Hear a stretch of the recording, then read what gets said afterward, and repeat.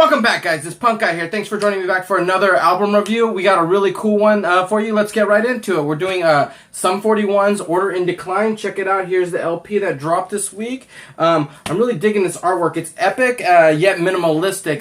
Just a cool design, you know, that you could throw on a sticker, throw on decals, throw on anything, and it'll be memorable. It's really dark, epic, very metal of them. I like the old creases on here and stuff like that. That makes it look like it's an old beat-up LP. Really cool design. This is what a great album cover should look like when people come out with their albums. So this is Sum 41's 7th full-length album, released on Hopeless Records. Their last album, 13 Voices, also released on Hopeless Records, and brought the band back together as a full band with Dave playing on guitar.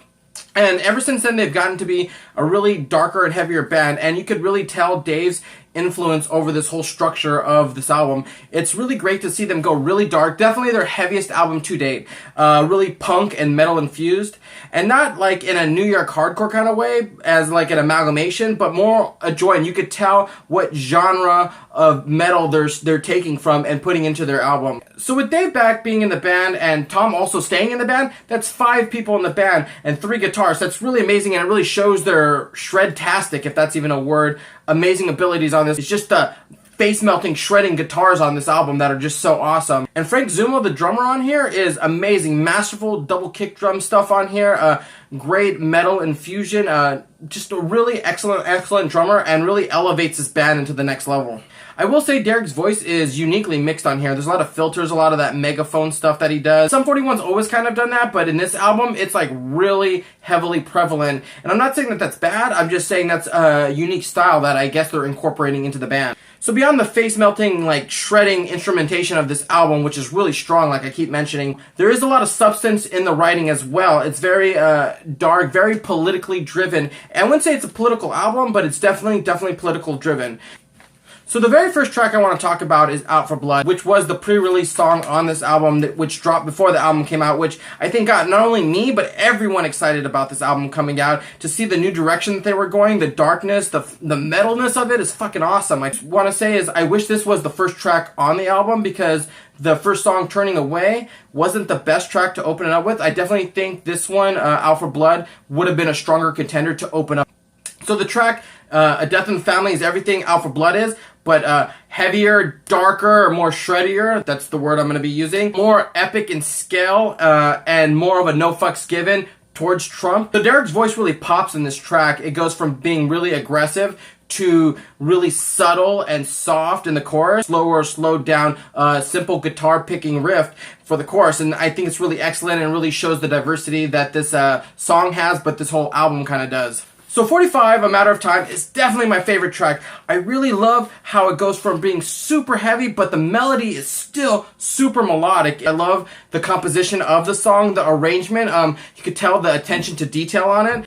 And as far as writing goes, you really have to give it up to Derek, using that term 45 being the 45th president, and just kind of taking that little small thing and really turning it into a whole song. I really love the metaphor in this album and how he used it and how he explains it in this album, saying that you're just a number to me. Oh, it's really great. A really great track to listen to all around. Perfect song on this. So it's not all like guitar shredding metal, like balls to the wall. There is actually a ballad in here called Never There, a track about him growing up in a single parent family with his father not being around. I really do love where it sits in the arrangement of this album order. It gives you really time to breathe. I believe most ballads should fit more towards the end before it picks right back up for that triumphant ending. For this song, I like to use the phrase low-hanging fruit. And I don't mean that in a bad way. I just mean, for me, being a punk rocker, and maybe my generation and the generation before us, we all became punk rockers or in that subculture because we grew up in some type of broken home or dysfunctional family. Kind of like an obvious ballad to write about that I think that is very universal and very relatable to anyone, not just me,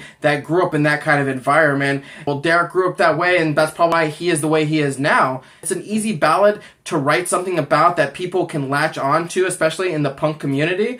So that's what I mean by low-hanging fruit. So in conclusion, I really do love this album. It is a really great album. I can't stop singing its praises. If I had to nitpick about something, I would definitely say Catching Fire, Heads Will Roll are a couple tracks that I really didn't care for. So if you like politically driven music especially, you're gonna like this album. You're gonna like the angry aggressiveness they have. I mean, don't get me wrong, it's no Bad Religion as far as the lyrics go, but Derek's execution of driving the point home is done really, really masterfully, and I would say it's up there with a lot of the other great political albums that are going on today. So all in all, I think I'm going to give this a 4.5 out of 5 stars. And you're probably wondering, why don't I just give it 5 stars? And I'll tell you why. I have one complaint about this album, and that complaint is I didn't really care for the arrangement in this album. The first track and the last track are not the strongest tracks, and you always want to have a strong track to start off the album, and that's why I think Out for Blood would have been a better song to start off the album with, and Catching Fire, I would have switched it with something else. Even though it is one of the weaker songs, not that I hated it, it's just one of the weaker songs, I would have put something else there. So let me know what you guys thought about this album. Did you like it? Did you hate it? Are you glad Sum 41's back, heavier and darker? Do you want them to go back to their pop-punk roots? Let me know what you guys thought about that. And don't forget to like, add, and subscribe to my channel. I always appreciate new followers. Leave me a comment. Let me know what you guys thought. And until then, I'll see you guys at a show! Hey guys, thanks for watching that review. I really do appreciate it. First off, I want to say, look at that beautiful, beautiful colored vinyl. It's probably one of my favorite color vinyls I've ever received. Second of all, if you're new to this channel, come check out my other reviews, other punk bands and stuff like that on my playlist. Click the link in the description. Don't forget to like, add, and subscribe. Thanks.